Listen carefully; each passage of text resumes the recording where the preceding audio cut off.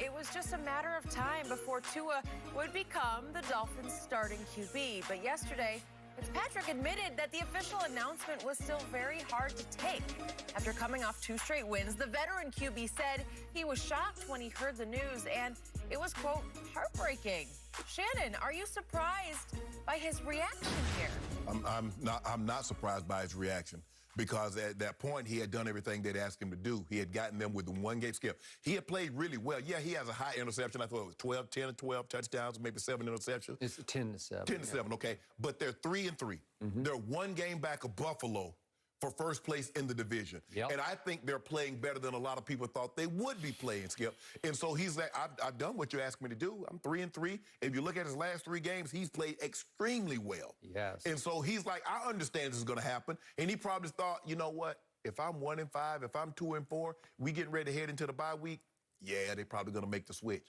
But at 3-3, and we're playing well. It's not like they're playing bad. They just pitched a shutout. They beat the brakes off 49ers, who just beat the brakes off of the Rams. And he's like, wow. So he knows it's going to come, Skip. And it's a shock. And he's like, oh, this is for the future, for the future. Skip, if I'm a vet on that team, what they got to do with me? You're talking about the future. I might not be here. I'm talking about right now. We got a chance to win this division right now. And I believe right now Ryan Fitzpatrick give them the better chance. They're talking about future, future, future. What about right now? I don't know if I got a future here, but I got an opportunity to win right now. So I understand. I am not surprised by Ryan Fitzpatrick's reaction, because he says, I played well enough to maintain this. Now, it might only be for another week or 2, but I think I played well enough to hold this position. We understand, Skip. You take a guy with that high in the draft, and there's only one of you guys that can play, it's only a matter of time. But I think the shock that Ryan has is that I've played well thus far. And this caught me totally off guard. I understand. I'm doing everything I can to get Tua ready, but nah, not when he's not playing better than me. I got to tell you, I was shocked by his public reaction. Yeah. I get that it would be his private, but listen, Ryan Fitzpatrick has been around this league and around it and around it and around it again, so he knows how the game is played on and off the field. He might have been in Cincinnati my last year in Denver. In 03, he's been in the league probably about 15, 16 years. Got to be, Skip. 37 years of age. Okay. Yep. He acknowledged that he knew he was a placeholder, that at some point they're going to go with the 5th overall pick. Right. But he went to the depths of, I was heartbroken by this. And he even went into the detail of, I got fired by a man that I then had to participate in a Zoom call with, the head coach, obviously. And then he said, I was locked in a spaced out quarterback room with my replacement for the next 4 hours. So he's saying, they fired me from my job effectively, and I had to wonder, is this it for me? Is this the end of my line in the NFL? Could be. And then I had to participate in a Zoom call with the guy who fired me and go get locked in the quarterback room with Tua, and he loves the kid. He's a great kid. But still, he got fired and replaced by that guy. Yes, Skip, it happens like on the real job. Okay, we're going to demote you, and the guy that's going to replace you, we want you to train him. That's what happened. Whoa, wait a minute. Wait a minute. No, I ain't gonna. But to Ryan Fitzpatrick credit, I mean, he understood that this was the case. But like I said, Skip, it's hard. Okay, but usually when you know you're the placeholder, when you do finally get demoted and replaced, you just swallow it because it was inevitable. Well, listen, he threw this team and this coaching staff and everybody, including Tua, under his bus. Because this will not make it any easier on this kid to go play. They got a bye week, but to go play their next game. And it will make it hard on that locker room, because you said yesterday the locker room's not going to love this. No. So it will make it even more divisive in the locker room, because they're all going to be looking side-eyed at coaches like, well, what are you guys doing? You crushed this man's soul. All I know, think about what happened in Kansas City about 3 or 4 years ago.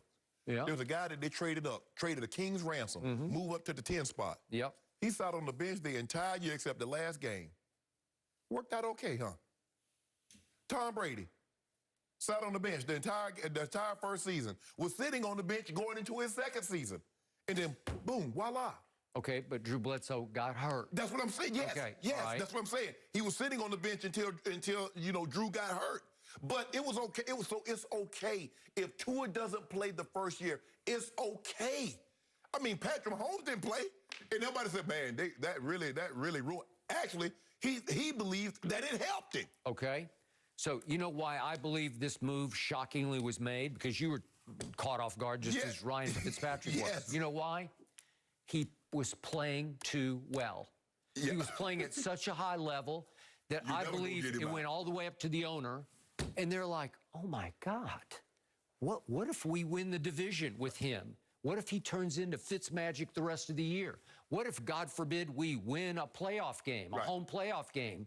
Well, then how do we go to Tua next year? Right. Like at some point, he's going to derail their near future plan, because obviously at some point this year they wanted the kid to take over." Well, I think then that's okay, because if you look at it, Skip, look what Alex Smith, how well he played. And remember, they ended up losing, 45-44 to Indy that year. They did. He played well enough to keep the job, but Andy's like, "I've seen enough.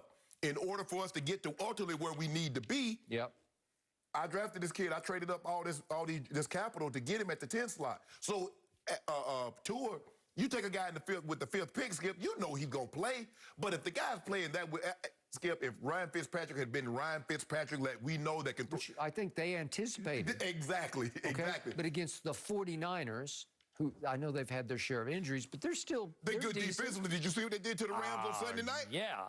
So at San Francisco, Ryan Fitzpatrick went 22 of 28 for 350 yards, 3 touchdowns, and no interceptions. Had the highest QBR of any quarterback all year, a 99. Yes.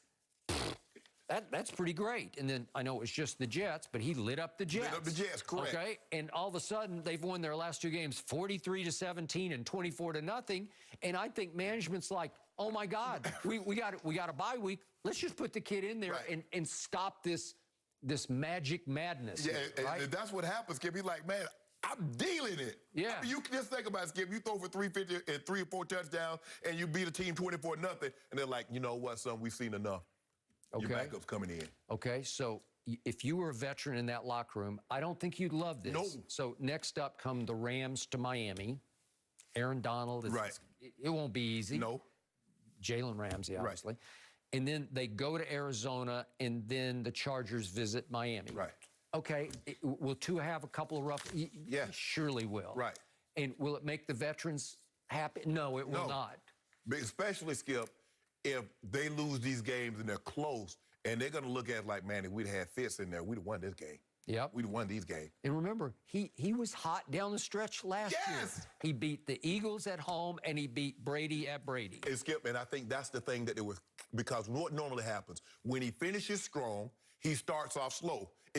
But you should have known, he's going to go, Fitzpatrick's going to give you an opportunity to get him up out of there, because like he's on this hot streak, he was going to cool off, and that was going to be your opportunity. But they's like, "We got an extra week. Yep. No, we got to stop. We got to stop it now." Yep. So Skip, I'm not surprised that he's shocked, especially as well as he's played. I'm just shocked he voiced it publicly. He said it out publicly. Okay, because said it it out really loud. put a lot of pressure on everybody involved. But Skip, you know, you be thinking something, and they're like, "Did you just say that?" Or like, "I said that out loud." I'm sure he was thinking like, "They benched me.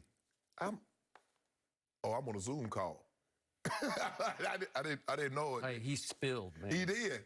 He did. Whew. You know, these Zooms, like, people can hear and see you. I know, you have to remember that always. That's the new reality with Sue. But I appreciate how much he cares. I do appreciate that. Is it only a matter of time, guys, before we see Antonio Brown on the Seahawks? We'll give you the latest details next. No mercy.